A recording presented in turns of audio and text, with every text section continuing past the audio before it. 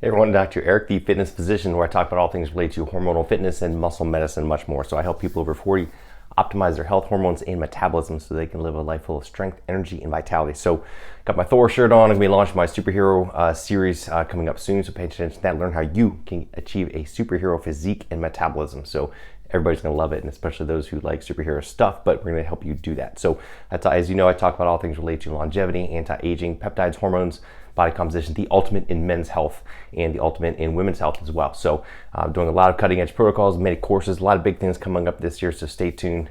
So today, interesting article I came across, some ways to tweak as always, so things that you do in terms of your lifestyle, your fitness training programs.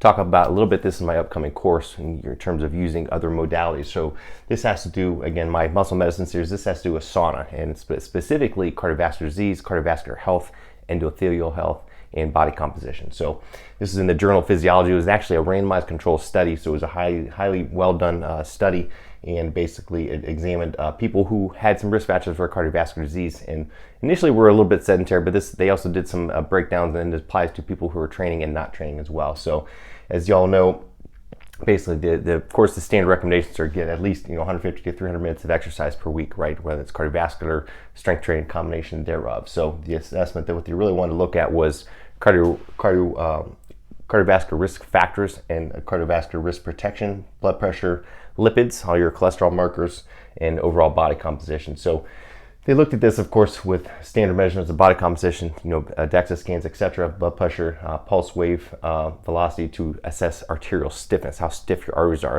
Are they pliable? Are they stiff or not? They looked at lipids, of course, and they measure VO2 max, how well your body utilizes oxygen, right? So so those are the things, especially for cardiovascular risk assessment, especially like I said, the arterial stiffness, how functional, plastic, how basically your arteries, your arterioles, all your blood vessels, how pliable are they? Stiff and tight, or are they pliable and compliant? And especially as it relates to blood pressure, right? Obviously, we know the risk of high blood pressure. So you want a lower blood pressure, and you want compliant, very flexible blood vessels to accommodate blood volume as it fluxes throughout the day. That's going to lower your risk of heart disease, right? Because that's where the initial insult comes from, is from those stiff arteries, high blood pressure, kind of pushing things fast through a stiff pipe. There's going to be an injury. That injury in the arterial wall is what initiates the clots, right? However, if your blood vessels are flexible, pliable, and there's low blood pressure going through them, as the blood flows through, there's not going to be an injury, right? There's going to be a very, very smooth transition. Think of a wide river flowing gently versus a turbulent stream with rocks and basically a tight path where it's rippling through and there's currents and eddies flowing through there. That's the analogy, right? That's what you want. So that's what they looked at in this study, and I won't go through all the details of it, but the bottom line is when he compared, and basically what they did was have people with exercise versus control, and exercise plus sauna versus control. So what they did, they put people on a training program 3 days a week where they do strength training followed by cardiovascular training for this 150 to 300 minutes, which is a great standard protocol, right? You do strength training, then you do your cardio. And then they did it with or without a sauna session after the workout. They just did 15 minutes of a sauna session post-workout. The people exercise, they had exercise plus sauna, and then the control group who did nothing, and that's what they compared. So the exercise group, of course, had increases in VO2 max and a decrease in body fat, right, compared to the control group, as we would expect, right? However, when you add the sauna session, they had even more increase in VO2 max. They actually had a drop in blood pressure and an improvement on their lipids compared to those who with exercise, and definitely versus controls. So the drop in body fat, of course, is the same, right, versus controls. But the benefit of adding the sauna therapy session had even more improvement in VO2 max and oxygen utilization, and an improvement in blood pressure and improvement in lipids, all of which, of course, are going to decrease your cardiovascular risk. And it had to do with basically functional and cellular enhancements, right, as well as the cellular response of the vascular tissue in the heart to this protocol. So basically increased compliance of the heart as well as the blood vessels, and increased contractility of the heart as well, and increased efficiency. So less strain, so basically getting more efficient, better contractility, more efficiency, better cellular adaptability of the vascular tissue in the heart to this workload. It's basically you're almost like, that's why they say like with sauna, it's like you're kind of getting a workout without a workout. It's less stress, but you're still providing enhancements and improvement to the cardiovascular tone, to your heart, and many other benefits of sauna therapy, which I won't get into here. But that was kind of the cool little thing. So bottom line is, what can you do? So this is a very easy thing. A lot of people, I'd like to recommend sauna therapy, but a lot of people just don't have the time, right? But all you can do is just add a 15-minute sauna session post-workout. If you have access to a sauna in your gym, or if you have one at home, that's a great way to do it.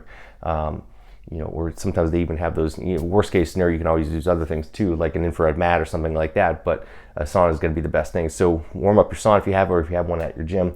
Even if you just did it 2 or 3 times a week, that's all they did here, 3 times a week, but even if you do it twice a week, that's better than nothing, right? So it's a great way to continue the metabolic adaptations from your workout. So basically you're continuing the benefits of your workout. It's almost like you're continuing your workout without actually working out, right? Everybody loves that.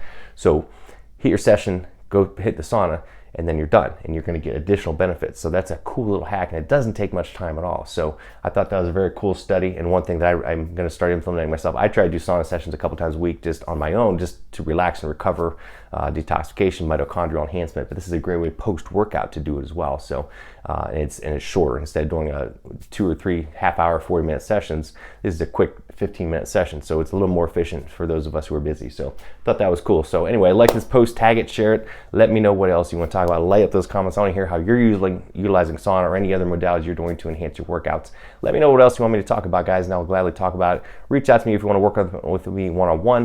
I'm doing consults all across the country via telemedicine. I've got several courses that are going to be coming out this year as well. Join the Facebook group, Dr. Eric Secrets of Cellular Nutrition and Fitness. Like me up on Instagram. Check out my YouTube videos. A lot of free content out there.